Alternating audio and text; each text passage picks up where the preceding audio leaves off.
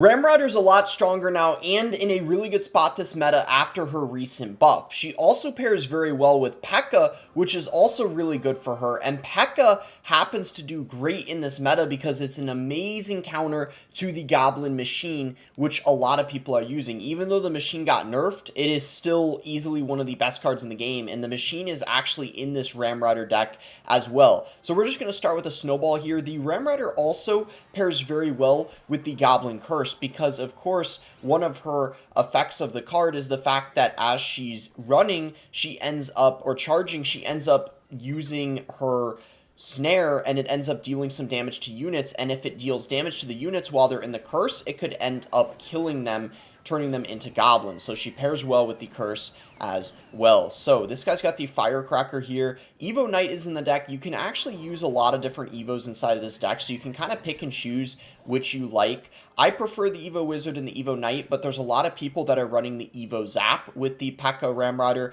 and you could also probably run a couple other things as well. For example, like the Evo Bomber, the Evo Skellies, you could make it work if you really wanted to. Just in general, Evos are very great to use because of how powerful they are. So we're going to go in for the Goblin Machine here with this P.E.K.K.A, and then I think we'll get a Goblin Curse down on top of this Firecracker. Maybe we're able to turn her into a Goblin. At the very least, it's going to make things a little bit more annoying for him to defend, and he's actually going to defend very nicely, so that was well played on his end. So the Ramrodder is going to charge a lot quicker. Sometimes defensively that could possibly be a bad thing, because it means when you're defending something like a balloon, it's going to move in front quicker, but in general it's most definitely a good thing. And as you can see, it ended up connecting to the tower there, and now we have a massive lead to start things off. Snowball ended up getting a lot of value on that hog, which you saw. The pushback of the Snowball is ridiculous, and it's one of the best decks in the game to have the Snowball in. I just think it synergizes amazing with the Ramrodder, because not only defensively, but also on offense, when you have a Ramrodder coming in, you can simply just Snowball and push back whatever's on top of it to buy the Ramrodder so much room to make it to the tower. So I'm actually going to Lightning here on the Firecracker. Honestly, it's just pretty obnoxious. I want to get rid of it as quick as possible, especially because it's an evolved one, so I definitely don't regret doing that. I think here we're probably going to want to go in for a Curse on top of these Skeletons, and I think we'll go in for an Evolved Wizard now at this point, and he's going to set up a Tesla. So I think here we can probably go Ramrodder in the back, and then maybe we get a P.E.K.K.A in front, or an Evo Knight might even be better. And that Void is actually going to be pretty bad because the Ramrodder ended up coming in and tanking, so that was pretty nice. Lightning there on top of the Firecracker and the Tesla. Unfortunately, it does end up going down, so that's a bit unfortunate, but we do have a small lead, so I'm not super worried. We can just go ahead and Goblin Machine in the back here, and he's going to go in for a Knight and a Hog in the opposite lane. I actually don't know how I feel about that play. I feel like overall it's not that great of a play, just because he's not going to get nearly as much damage as he got in the left lane, so I'm completely fine giving up a little bit.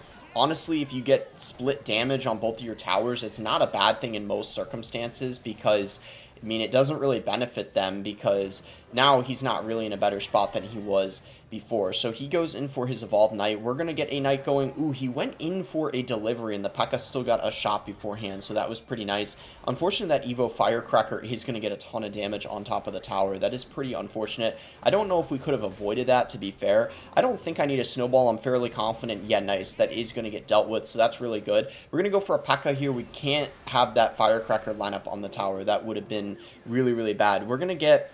Ooh, actually... Let's maybe go for a Curse and a Snowball to take out the Firecracker. That's going to turn her into a Goblin. Oh, wow, he just played this. Oh, no, he messed up. Oh, I don't know if it's going to cost him. Oh, Ramrodder connected. Let's go. I was going to say, I didn't know if it was going to end up costing him, and it sure enough did, because Ramrodder got us the win, and that's going to be a nice game number 1 over there. We're in a game here against FB Larry CR, so we'll just go ahead and kick things off with a Snowball. That's going to be a pretty fine starting play, and he's giving the Hog question mark. I don't know if it's because of the Snowball or because of something else, but regardless, he's a bit confused to say the least. So we're just going to start off with the Wizard, and we see an E-Spirit as well as a Log.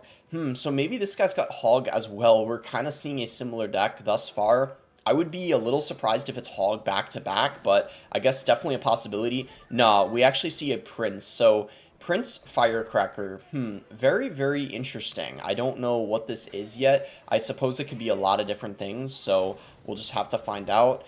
And maybe we go in for a Ramrider here with this machine because the Duchess is going to use all of her ammo on top of the machine. Oh, he's going to go in for guards. Let's get a curse with the Ramrider. See what I'm saying? The Ramrider ends up dealing damage to the units when you have the curse on top. And do you see how she turned all of those into goblins because of the damage she deals? That is why I was saying she pairs amazingly well with the curse. So not only did the buff help her, the meta itself is great for the Ramrider. And just like that, we pretty much already won this game. You see he's going RG at the bridge. He probably didn't even know I had a P.E.K.K.A. because otherwise I don't think he would have done that, or maybe he thought I didn't have Elixir for it. Either way, I think he probably knows, just like I do, that this game is pretty much a wrap for the most part. We can actually send in a Ramrider here. I feel like he doesn't have a lot of Elixir to defend this. Yeah, as you can see, he ends up going in for guards again, which can just be snowballed. And now that Ramrider is going to get a ton of damage on the tower. And to be honest, if I were him,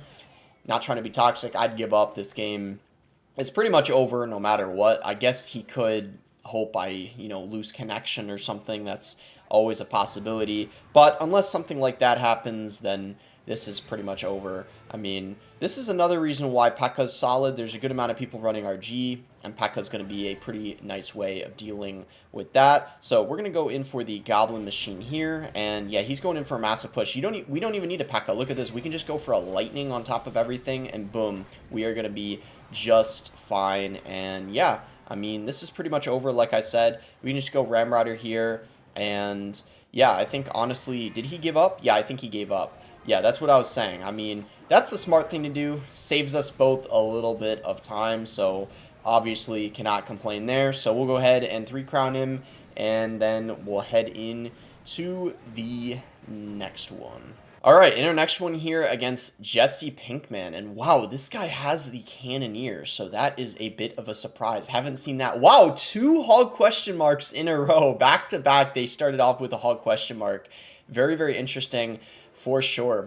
I got both of them confused before I even dropped a single card. That is wild. Okay, this guy has E-Giant. Well, this is looking like it's probably already going to be a pretty decent matchup. And I actually saw, for some reason, E-Giant's coming back because a lot of people are pairing it with the Goblin Machine. And P.E.K.K.A. yet again is going to counter this deck. So as you're seeing, I think time and time again so far this video, I mean, we're just getting just great matchups. And we can go in for a Ramrider here on top of this E-Giant, and then we're just going to go ahead and snowball, so that way we push back that Inferno Drag in the E-Giant. Maybe it would have actually been better to wait to snowball, but that's completely fine. Ooh, he's got the Zappies. Zappies are actually going to be a great way of countering the Ramrider, so we're going to have to try to work our way around that.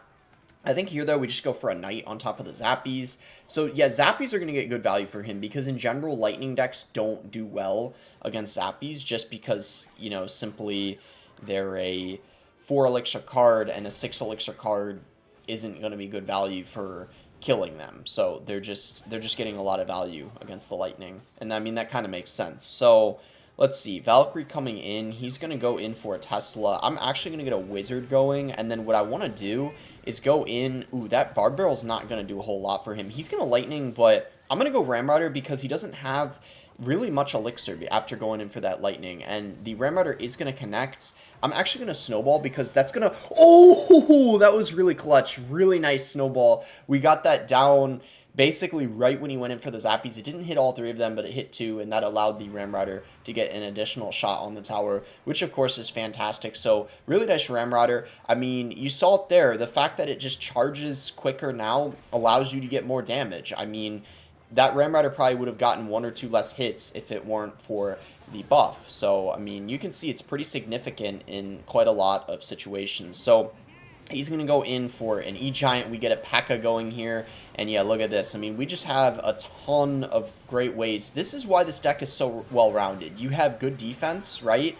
I mean, you got the P.E.K.K.A., you got the Machine, you got the Ramrider, the Evo Wizard, but then your offense is not bad at all either. Like, you kind of just have a very well-rounded deck that is just perfect for all situations. So definitely you guys are going to have to give it a try this meta. So we're going to go in for an Evo Wizard here. And yeah, I know I just said that, and before all of you guys say it, because I know a lot of cards in this deck, you have to, of course, spend money to level up. I guess you could try it in a GC if you're unable to play it on ladder. I'll just say that to save myself a tiny bit, because every time I say that, whenever I have high level new cards, everyone's like, oh, gee, boss, thanks, I'm not able to play it myself. So you know what? You have a good point, because this is pretty pay to win, I will admit, the new cards. So that's something I hear a lot of people complaining about. It's probably, yeah, I would say the worst part of the update, that, it's impossible to upgrade the machine and, the curse and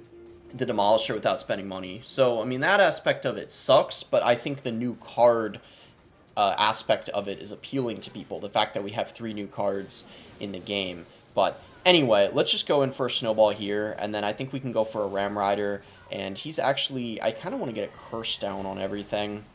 That should be pretty good. And then, yeah, I think we're fine. We just go Wizard. There's no way he's breaking through here. I mean, he's going in for another E-Giant, but that's completely fine. We're in triple now, so we're just going to get a P.E.K.K.A.